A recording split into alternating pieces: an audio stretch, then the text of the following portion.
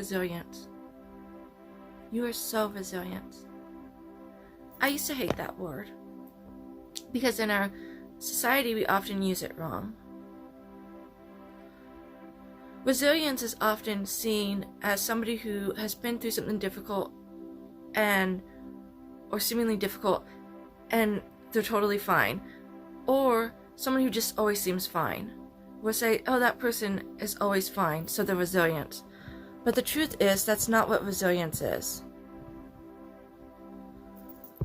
Resilience is the ability to keep going in the face of hardship.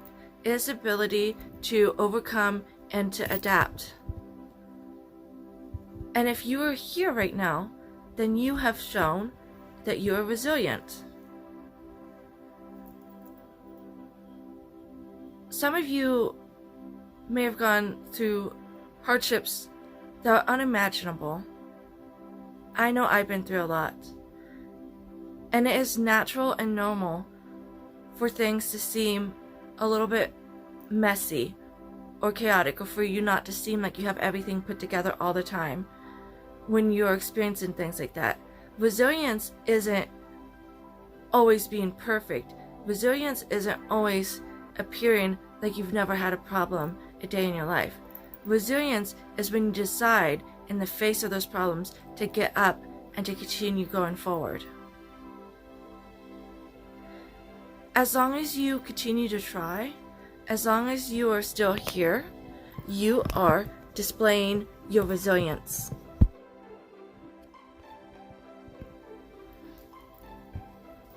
A lot of people get behavioral psychology wrong too. There are just certain concepts that we just don't collectively understand fully. But the reality is, everything we do has a reason and a purpose.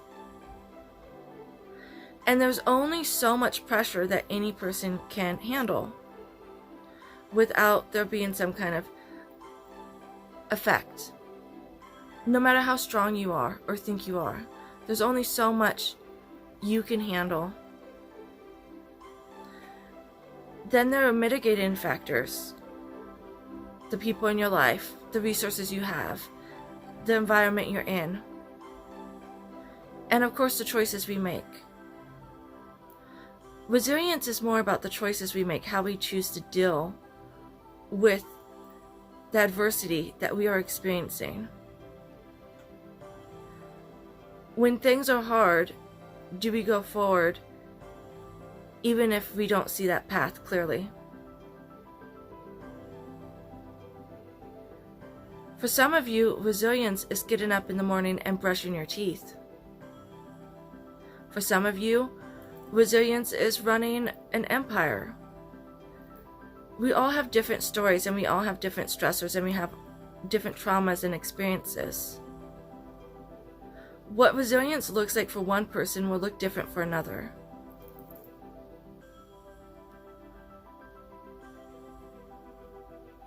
I want you to think back on your life and ask yourself, am I in the same place, truly, that I was a decade ago, 20 years ago? Am I in the same place? Am I the same person? And if you can answer no on any level, you're showing a degree of resilience. If you've ever had any kind of hardship in your life and you've managed to navigate that, you are showing your resilience. One of the ways to harness resilience is to look backwards and to give an honest evaluation of where we have managed to endure in the face of hardship. Many of you have likely experienced things where you thought, I don't know how I can get through this. But if you're here today, you did get through that.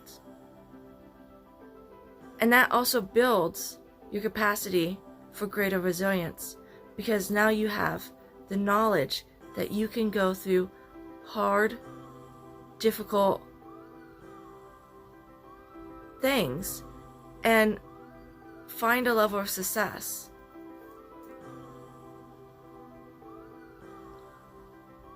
the truth is, we don't all start the race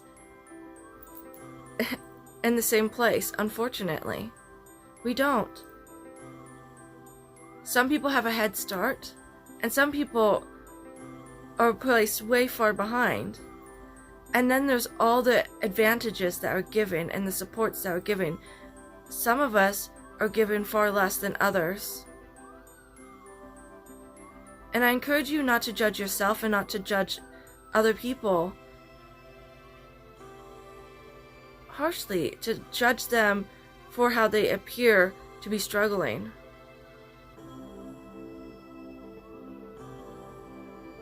Because that isn't about how strong a person is. In fact, the more you are struggling, the choice to get up and continue becomes even greater. A greater strength. It is far easier to choose to go forward in abundance than it is in poverty, in oppression, in many of these things. That doesn't make anyone better than anyone else. It just is the way it is. And for some people, the world has been so cruel and so awful, and they've had so little that they really don't stand a chance. And that's not everybody. I will tell you firsthand, statistically, I should not be where I'm at today. But it is possible to get through most things. But then you have these outlier cases of, I'm thinking of this one young girl that was not spoken to during her developmental period of her life and was severely abused.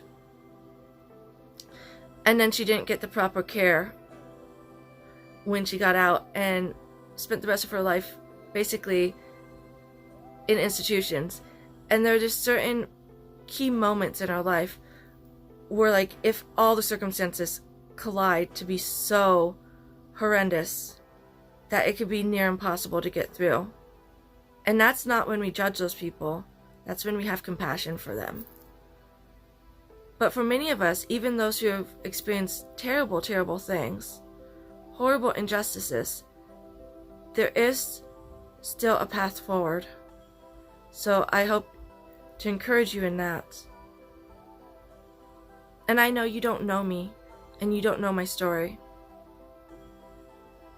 I'm just a person here telling you that I've experienced a lot of terrible things, a lot of traumas and hardships, and I made it through. Not because I'm somehow super special.